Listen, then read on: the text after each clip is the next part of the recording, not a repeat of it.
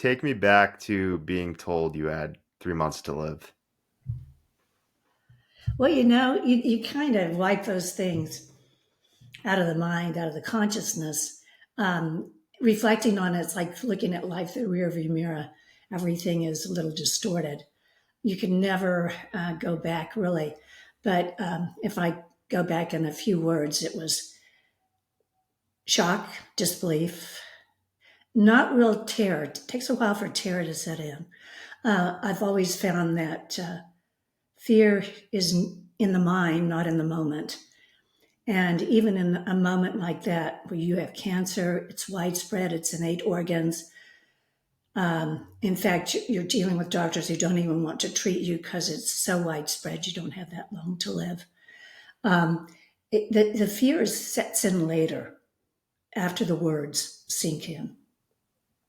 What was the exact diagnosis?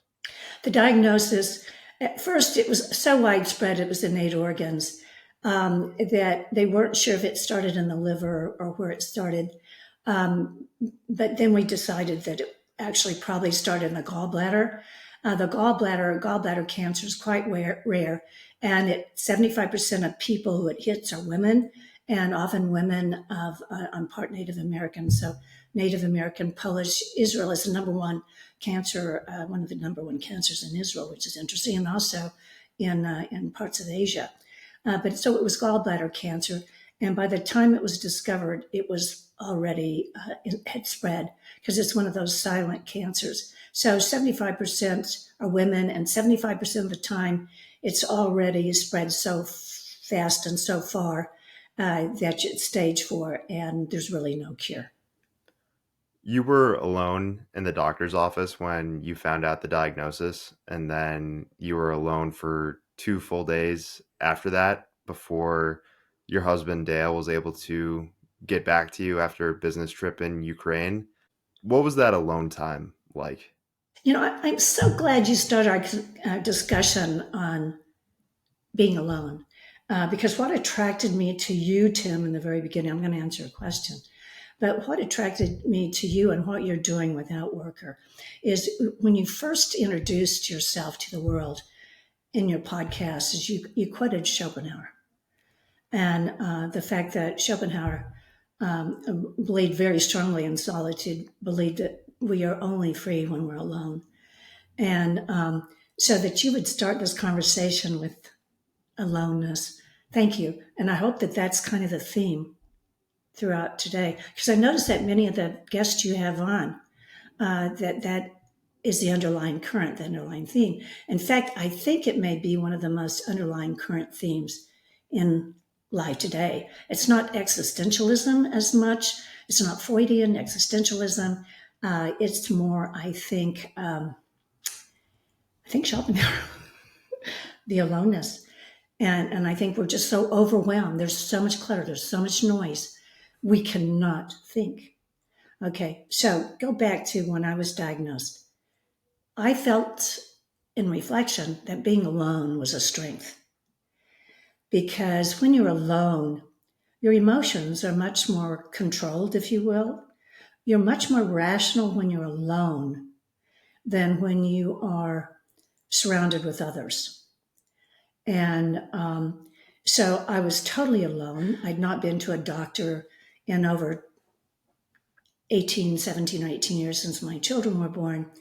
And my children had just gotten out of high school. They were on their way to college. So we were empty nesters for the first time, free, and had this wonderful life path all sketched out, perfect life path, next chapter of life. And then bang, like the Buddha said, like Zen said, the slap that brings you to your knees. And yeah, it was quite a slap. You have a few months to live, widespread cancer. But because I was all alone, I was able to deal with it rationally and really, I think that led to quicker acceptance. And I feel acceptance is key. And the key to acceptance is understanding Now, acceptance, and so because I was alone, I had an opportunity to really understand what was happening to me and feel what was happening. And that helped me accept it. Now, do not think for a minute, Tim, that acceptance is surrender. Acceptance has nothing to do with surrender. Acceptance is an ability to, it's almost like the Stoics. Epictetus is deal with it. It's reality. Deal with it. I know there's a lot of people who could probably be within that environment of being alone after getting a cancer diagnosis like this, and they would struggle a lot and it would probably beat them up. But you're saying it's was more of a powerful environment for you to be. Do you think that stems from your childhood? I know you had a big family and you were one of the younger kids in the family and grew up with a lot of alone time. Do you feel like throughout your entire life you've kind of always had that as a superpower of being in a solitude environment? And isn't that interesting that you could be the next youngest of 12 children, but be in a solitary environment? People think of your solitary environment if you're a only child. But, life is interesting. It's full of complexities. And I was alone in rural Oklahoma on a cotton farm. We didn't even have running water. I was free. I was so free. I was free of other people. Oftentimes we define ourselves by how others define us. And actually, it interferes with your ability, I think, to define yourself. And it can interfere with your ability to define yourself for the rest of your life. So I think that one of the best things you can do if you have children is find a lighthouse someplace, someplace where the children can roam free. And it's really interesting. Just watched that wonderful Ken Burns documentary on Da Vinci. And Da Vinci, the first 12 years of Da Vinci's life was totally free, free in the olive orchards and the vineyards of Italy, totally free. And that freedom is what led to his genius. And I really feel that that's, our tendency today is hover, to protect, to guide, to direct, to helicopter, which is actually disempowering of spirit, spiritually disempowering. But we just can't help ourselves, can we? And anyway, yeah. So yeah, that ability to be alone, I think blessed is the child who is left alone. Getting back to the timeline now with your cancer, you get the diagnosis. What did the treatment plan look like after that? And also, what year is this that this is all happening? Yeah, okay, it's 2007, and I was given a few months to live. It's in 8 organs. It's so widespread and even if it had not been so widespread, the prognosis was still less than 1% live with a hepatobiliary cancer. Less than 1% live more than 2 years. So it was pretty much a death sentence. A lot of stage 4 cancer, because stage 4 cancer is incurable. It can go into remission, spontaneous remission, but oftentimes clinical remission with chemotherapy and treatment. But doctors hardly ever proclaim that it's cured. So that's how I found myself in a situation with death, basically, death staring me in the face. It was that abyss, that void, that darkness, that woe, the end of me. And the reaction, of course, is always a visceral, wow, not yet. And I think sometimes fear can set in, and fear can interfere with our ability to survive something like that. Fear can actually, I believe, hasten cancer's ability to kill us. Fear is an emotion we really want to guard against. And how do we do that? And I think that's the $1 million question. How do we do that? Especially with a diagnosis like stage 4 cancer. Well, if that was in 2007, it was a long journey to get to where I am now. It took 832,000 milligrams of chemo, 79 rounds of treatment every 3 weeks for 6.5 years. And I credit my growing up barefoot on a cotton farm surrounded by all kinds of barnyard bacteria as supercharging my immune system.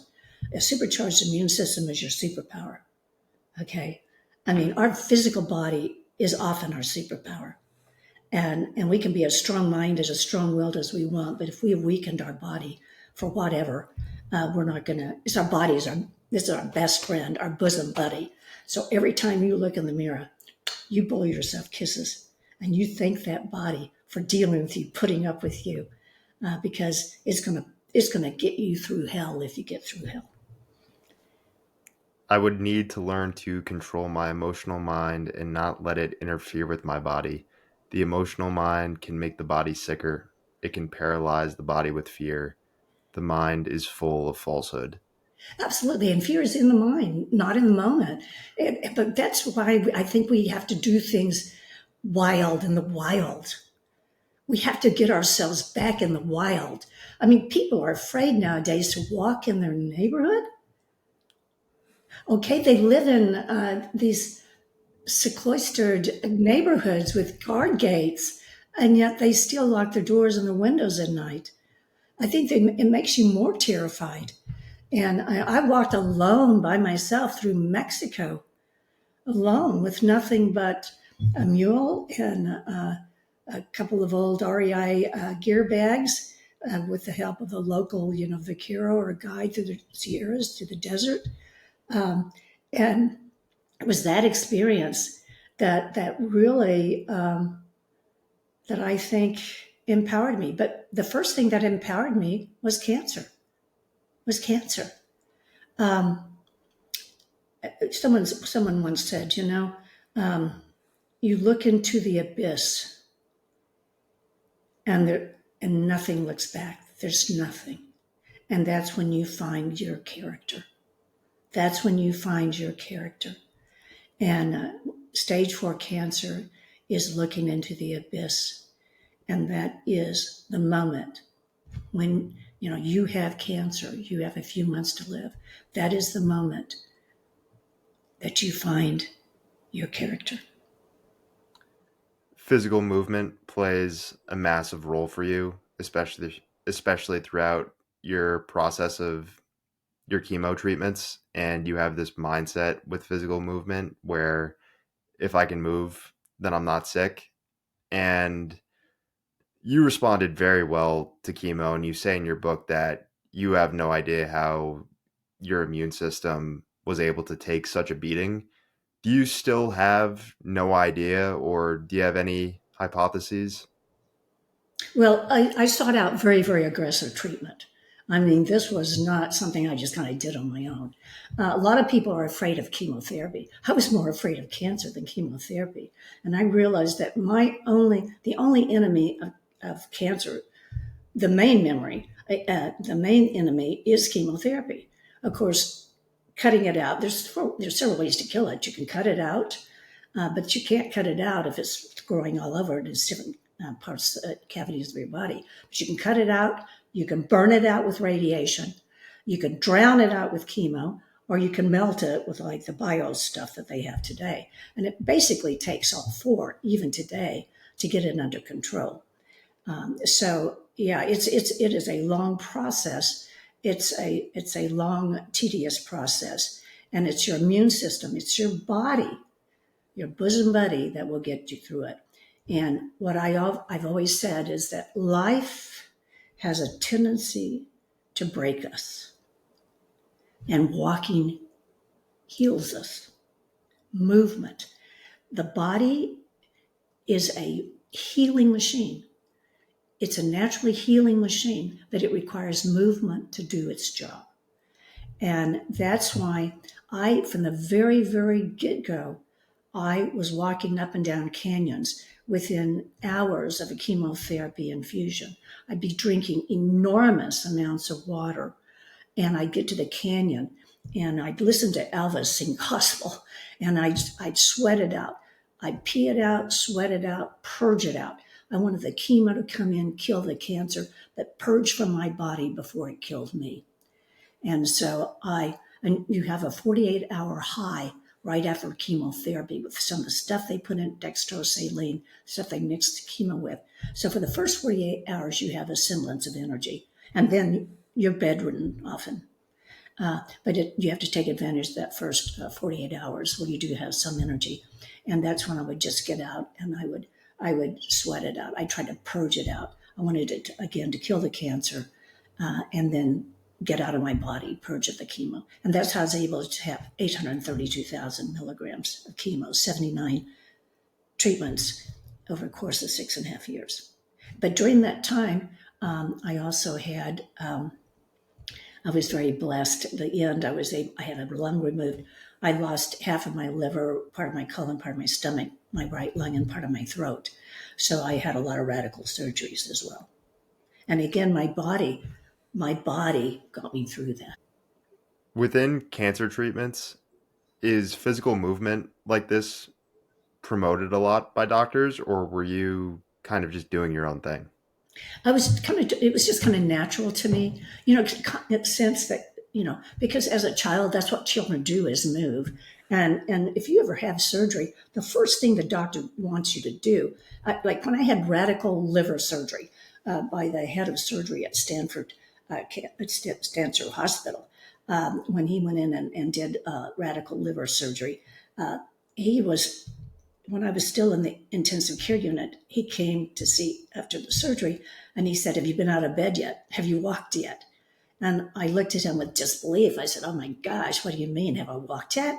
I can't even move. I hurt." No, doctors want you to move.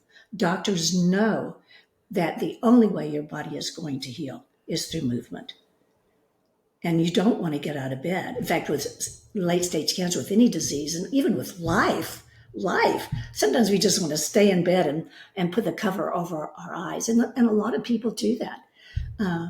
But I guess with me, I've always been more afraid of not living than of dying. And so while alive, live, because we're all mortal, we're all terminal. Life is terminal. And this is such a precious gift. And I want to see everything. I mean, my God, how lucky am I that I made it through that? And that's why I went on that pilgrimage. That's why I walked 1,600 miles along an old mission trail. That's why I'm walking today. That's why I'm walking across Texas. When I walked from Pensacola, Florida, across Mississippi, Alabama, Louisiana, and almost all of Texas now. I just love to walk. Walking slows life down. And it energizes us it's visceral. I mean, what we see out there is so beautiful, what we experience, because walking is very much a lone activity. Walking obviously plays a critical role throughout your cancer treatment, but it gets even further accentuated afterwards. Where did your obsession with walking El Camino Real come from? On the way to Stanford, I was in San Diego, and it's 500 miles from San Diego to Palo Alto, to the Bay Area, to Stanford, 500 miles. And it's the old El Camino Real, old Highway 101. There's also an interstate. In your life, get off of interstates. Get off. If you have never seen a place, if you're stuck on an interstate, get off. But old Highway 101, historical Highway 101, is the El Camino Real in California. And it stretches from the border all the way up to Sonoma, which is the end of the Mission Trail in California. And San Francisco and Stanford is about 75% of the way on the old El Camino Real. And every mile on the old El Camino Real is a mission bell. And as I would drive up, my husband and I would drive up for my treatments, because sometimes I'd have to fly up on Southwest Airlines, sometimes I'd have to drive up, and sometimes I'd have to stay up there, and sometimes I'd have to have the treatment overseen by Stanford, but it would be locally in San Diego because I was too sick to manage hardly even getting down to get the infusion. You're so close to death during cancer. You die many times. You're in emergency rooms. A lot of overwhelming things are happening to you. But at the times that we would drive up to Stanford, usually when I had a radical surgery planned, we would drive up and there was a mission bell every mile. And I had never seen those before, but I'm looking out the window. And when you're confronted with death, life becomes electrifying and you see everything. And for the first time in my life, I saw those mission bells. Although I'm not from California, originally I'm from Oklahoma. But I saw those mission bells and I noticed, oh my gosh, they're everywhere. And they were every mile. And I just wanted to get out and hug every single one of them. I was so happy to be alive. And I was on my way to Stanford to have my lung removed. And that was after 6.5 years. I'd already lost over half of my liver. I'd lost part of my stomach, part of my colon. And here I was going to lose my lung. And that was such a positive thing because if I didn't lose that lung, the cancer, that was the only way really to kill the cancer was to cut it out. And Stanford agreed to do that. And that was a whole story. And by the way, The Mission Walker, my book by HarperCollins, the first 74 pages of it, and by the way, it's available in hardcover and it's available now. HarperCollins just re-released it in January in a paperback. But the first 74 pages is what you can hopefully possibly do, some ideas on how to kill cancer before it kills you. Was there any prep work that you tried to do to condition your body before going on this walk? That's so interesting because people talk about, I got to get ready. I've got to prepare myself. But the preparing yourself is wearing your body down. People who put heavy packs on everything and get out. But I'd much rather prepare myself out actually on the journey. And we're never prepared, ever, ever, ever prepared for what we expect. You can never prepare. You can never prepare for a 1,600-mile walk. You can never prepare for a 100-mile walk or a 200-mile walk. Heck, it's even hard to prepare, for a local walk. You just have to get out and do it one step at a time and if you don't do it, you'll never know if you can do it. And sometimes the preparation convinces you can't do it. But if you just got to get out and do it, if it's meant to be, it's going to be. If you can do it, you will do it. And you don't know you can do something until you've done it. It's like Thoreau reminded us. He said, you walk alone, you leave now.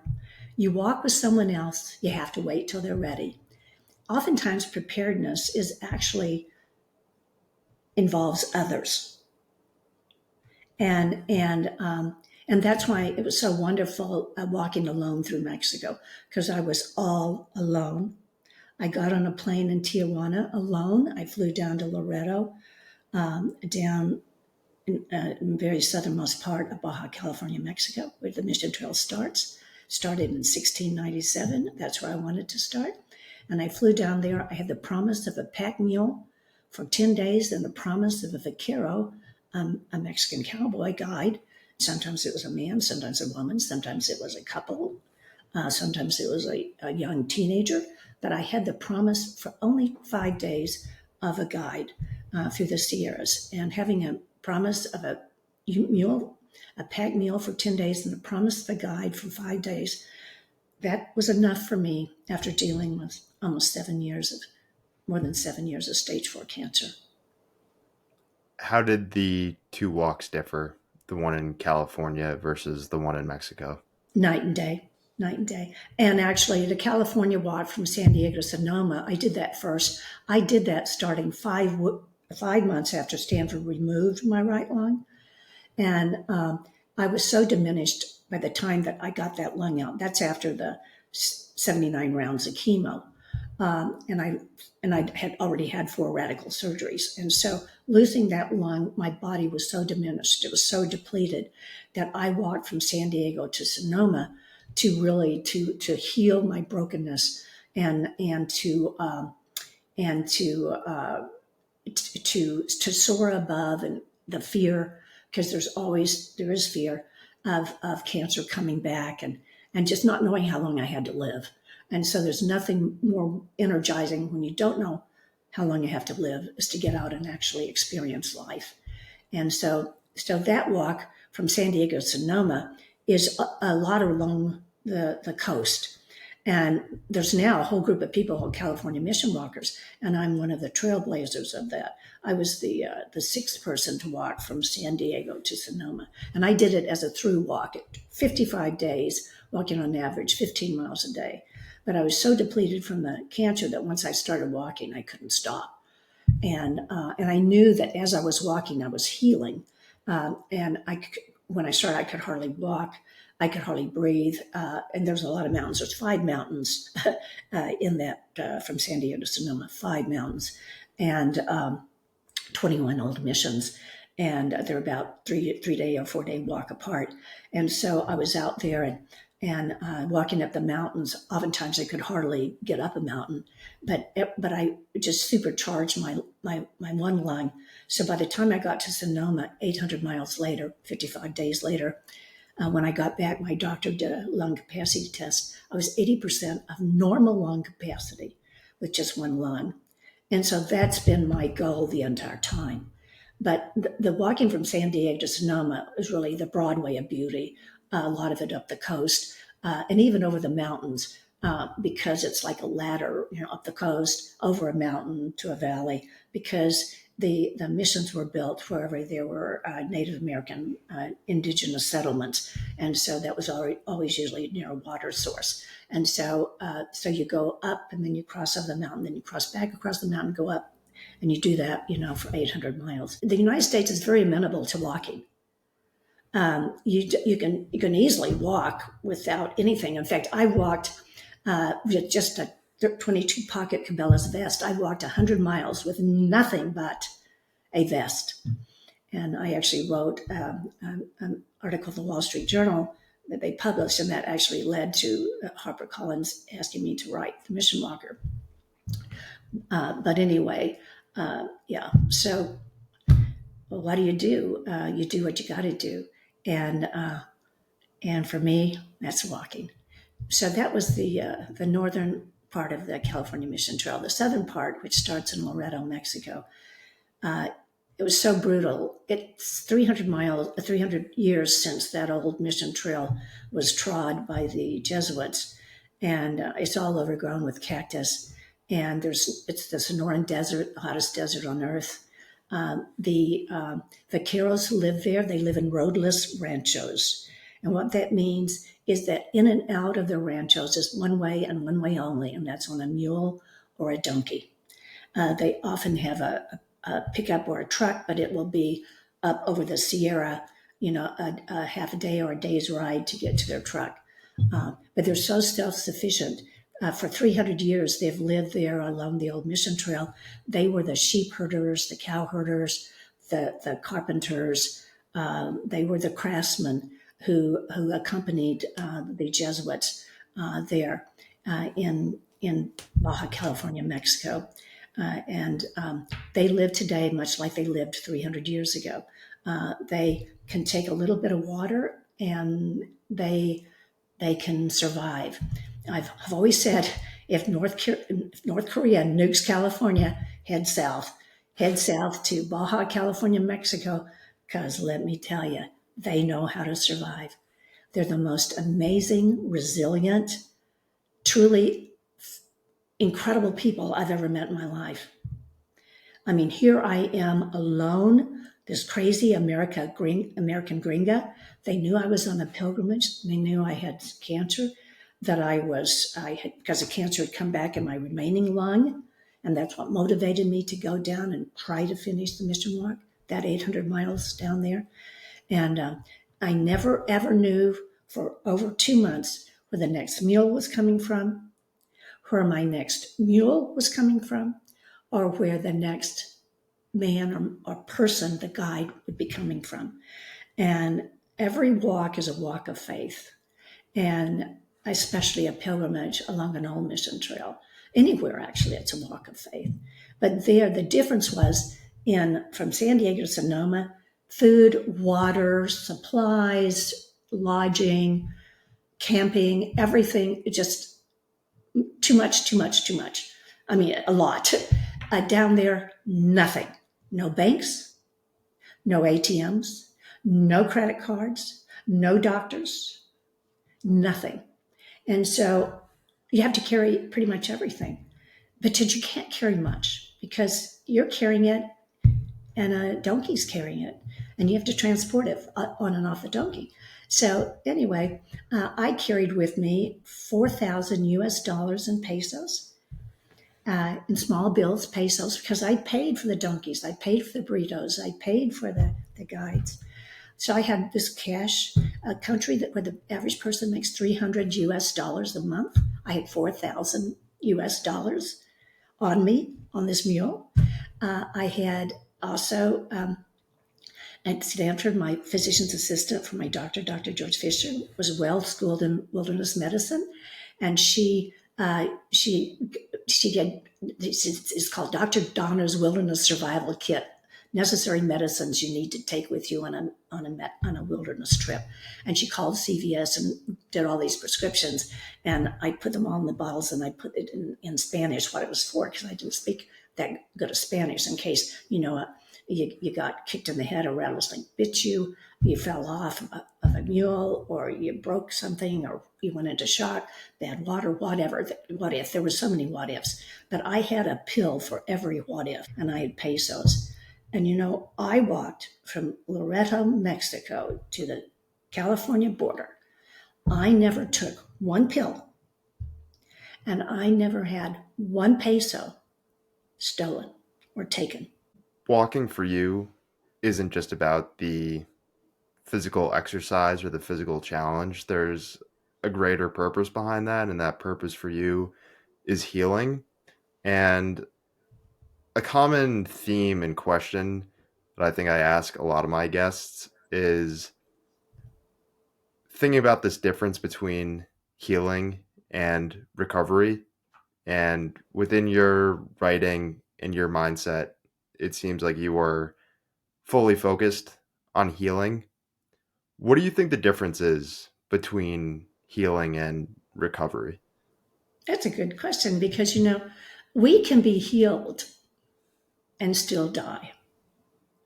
And that's a nice thing about a disease like cancer, because you do have time for reflection, time to connect with your loved ones, time to make amends, if you will, with yourself, with your family, with your friends, with your God. You have time to reflect. It's not like being killed in an auto accident or something where you're just, gone. So, but healing and wholeness, holy, they're all part of the same derivative. And a healing is really wholeness. And we can be made whole and still die. We can be healed and still die. I think maybe that's one thing we should pray for, is that by the time we do die, that we have been made whole. And that whatever that means. Um, so, yes, I was lucky, because my cancer was cut out, burned out, drowned out, and even melted with some of the biotherapies. I'd already crossed that fine line that separates us from eternity.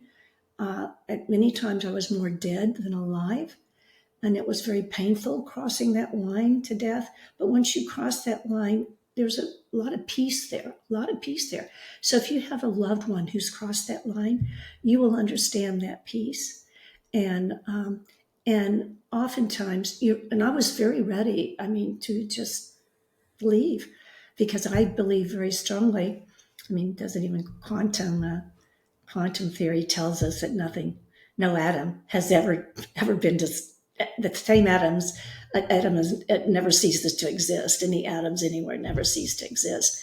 I do believe that everything about us, in one form or another, and we don't understand the mystery of it, in one form or another, live forever, from dust to dust. But that's living. And so, yeah, we're all mortal. So we're all going to die.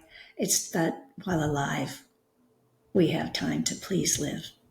And My favorite poet, of course, like many people, is Mary Oliver.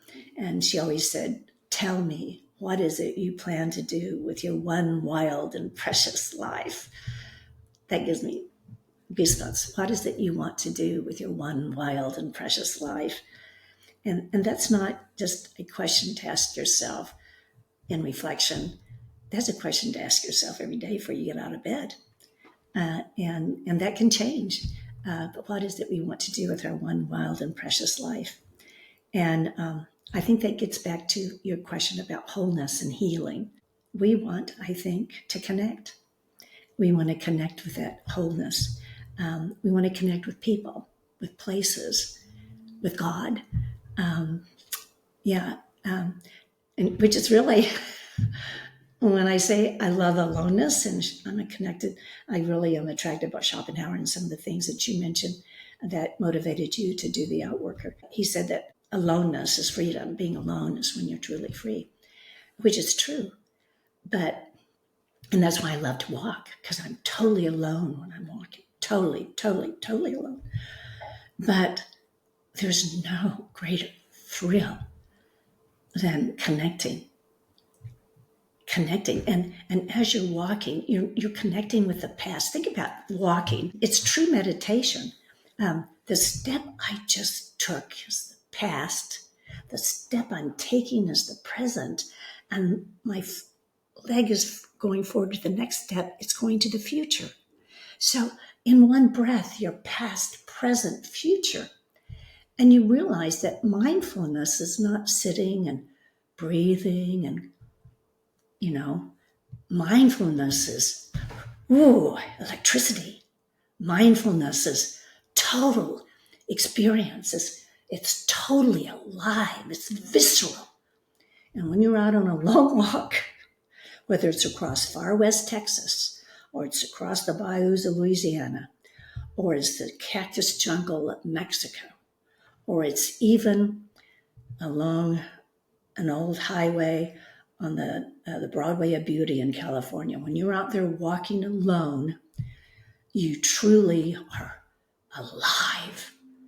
You are swivel headed. You have eyes in the back of your head, especially when you're walking, like in California, you are walking sometimes and these cars are coming towards you.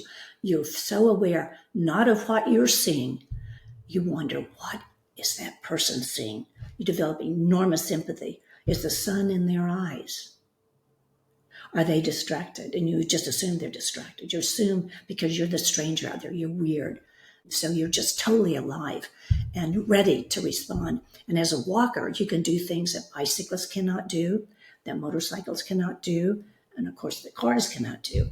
You can just really, but you got to be on your toes. And that's why I like to walk. I like to walk alone.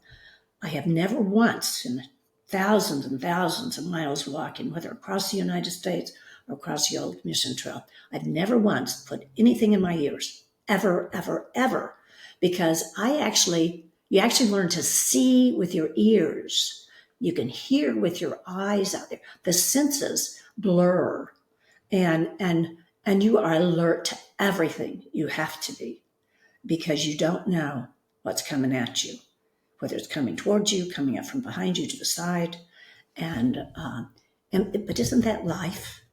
Isn't that life? We never know what's coming at us. One of your biggest obstacles when it comes to walking is actually not walking and taking days off. And you felt like on the days that you would take off throughout your mission walks that you became more connected with the mundane and disconnected with your spirituality. Do you always feel like it's challenging to live within the mundane everyday life? No, there's the extraordinary and the ordinary.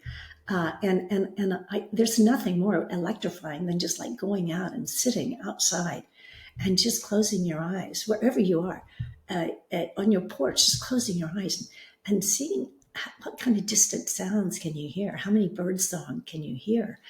How many creepy crawly critters? What can you hear? Can you hear the wind? Where is the wind? I mean, it's like that's part of the electricity of the moment of existence, and you don't have to be on a long walk. But the reason that I'm a little unique is I have one lung. And so if I don't walk, I don't breathe as well. And our body being mortal, if we don't use it, we lose it. We've all heard that. But since I only have one lung, if I don't supercharge that lung, and I have to really supercharge it just about every day, but nothing supercharges it like a long walk. And a long walk is anything over 200 or 300 miles. Anything under that's not a long walk. But I have to do that 2 or 3 times a year, a 2 or 300 mile walk to supercharge my one lung. So I can have normal lung capacity, normal breathing capacity, normal life. A diminished body is a diminished life, and none of us want that. But anyway, in a way, it's a blessing. It's a blessing because it gets me out there. And it's also a blessing because I have to learn to breathe, and I have to breathe daily, fully. And when you breathe fully, you truly capture the wonder everywhere around you. So there is really no such thing as mundane. But the thing is with walking, you're addicted to it. You're totally addicted to it. I mean, the dopamine, the endorphins. I mean, all of these things. And so when you stop, it's like you don't want to stop. You don't want to stop. It's so electrifying. You're so energized. You're so full of life, and what you see out there is so gorgeous. You don't want to stop, but of course you do stop. And then what happens is your life fills with all that clutter again, all that clutter. And removing the clutter is, I think, especially in today's noisy world, we can't do it alone. We have to be alone in order to remove it. I think something that is seen as mundane and what you've talked about there is your breath and breathing, the action of breathing. And when you have a conscious awareness of how powerful your breath is, I can see, how much more impactful it can make your walking, and just having that deep sense of connection between your body and your mind and building that relationship and continuing down that path of the relationship that you have with your body. You say cancer had brutalized my body, and now the desert Sierras threaten to do to the outside what cancer did to the inside. And another topic that I think I discuss with a lot of my guests is this relationship between unwilling pain and willing pain.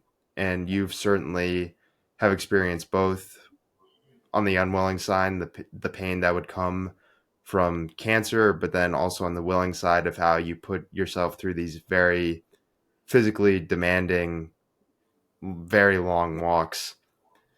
It's almost as if you needed to willfully put yourself through this pain on the walking to make sure you weren't controlled or have your identity be defined by this unwilling pain with cancer. Does that feel like it's true?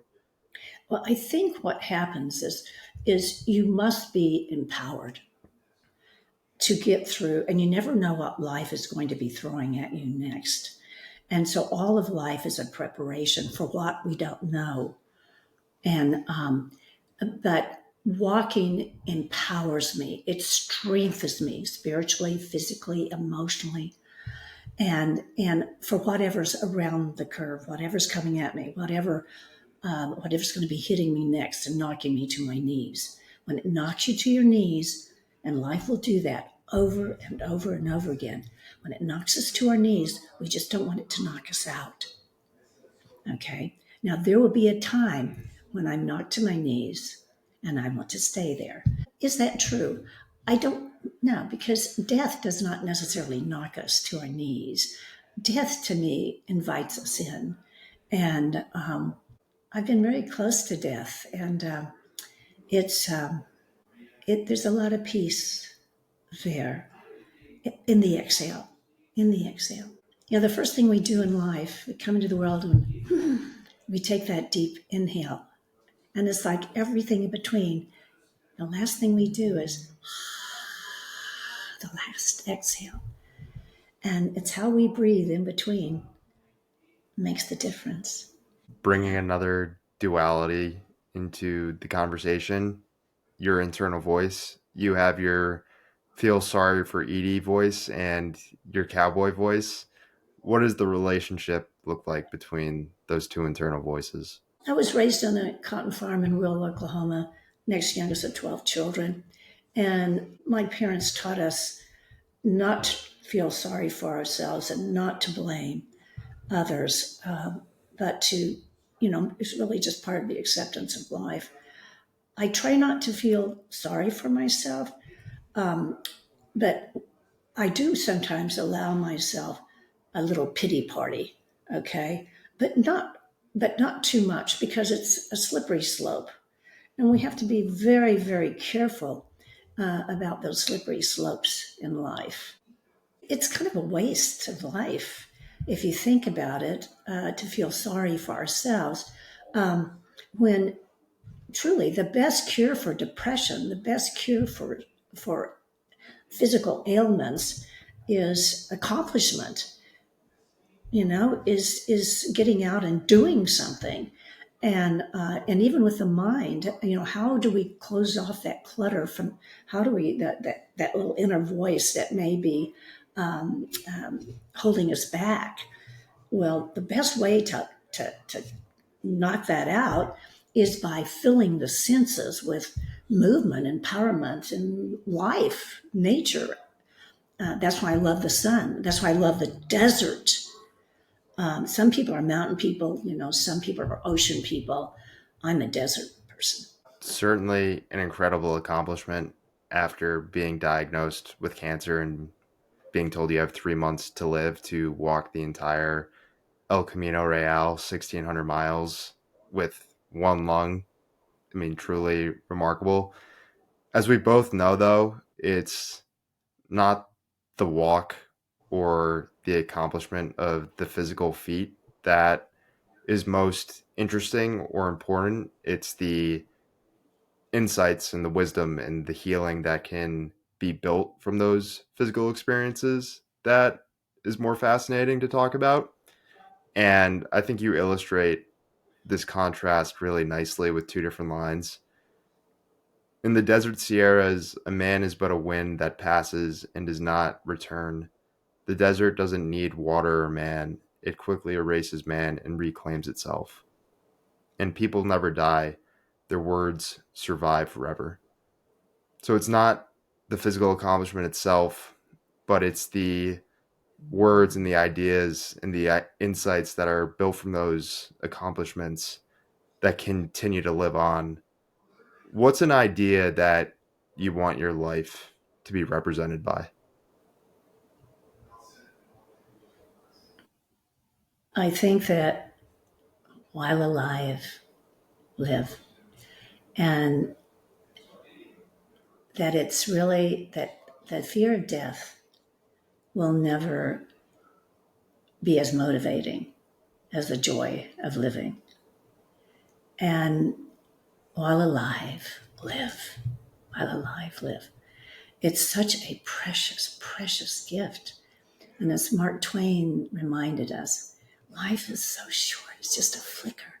There's no time for arguing, there's no time for bickering, there's no time for dissent, blaming or shaming or any of those things. There's only time for loving. And there's just a brief moment for that. So love, laugh, and be happy. Edie, it's been great talking with you. Where can people go to support you and see more of what you do? I've got a website, The Mission Walker. I'll be honest with you, I'm out walking now. I'm walking across the United States on the old Spanish Trail Road, 2,817 miles.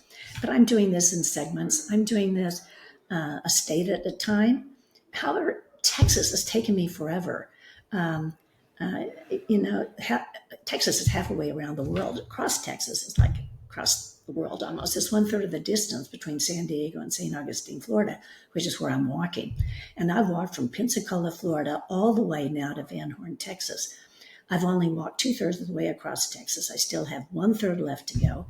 And it got too hot when I was out there. I'm heading back out in a couple of weeks, probably about February the 20th, to finish that Van Horn, Texas, far west Texas to El Paso.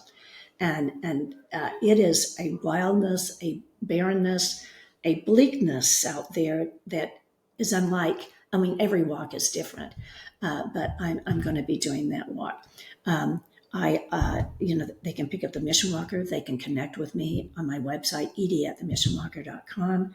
Um, I speak to a lot of healthcare organizations, a lot of civic organizations about how really to make the most of this thing, this beautiful thing called life. And Tim, I was so connected with you and what you were doing when I watched your first podcast, and I was just amazed the clarity, the depth, that you scripted it out, and that I connected with so many of the central thoughts there. And I was thinking how wonderful.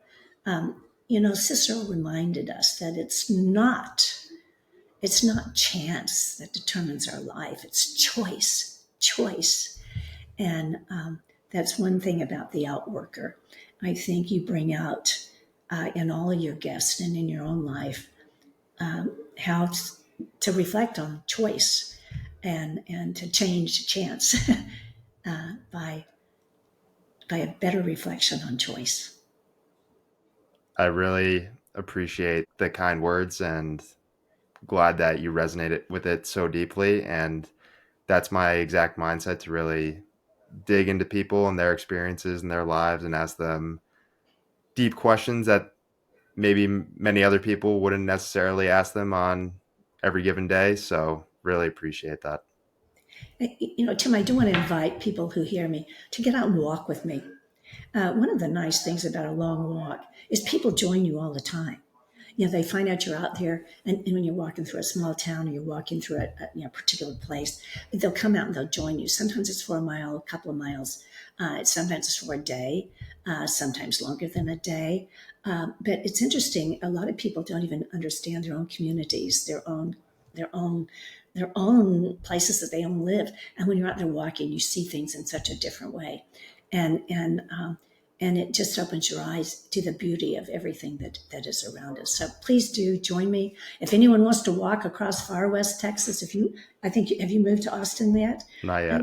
If you want to walk across, if you want a real experience, far west Texas, I mean, it's 100 miles. There's nothing out there, nothing. I'll meet you for a couple of miles, maybe. I'd love that. I'd love that. I'd absolutely love that, Tim. Great talking with you, Edie. Thank you so much, Tim. God bless.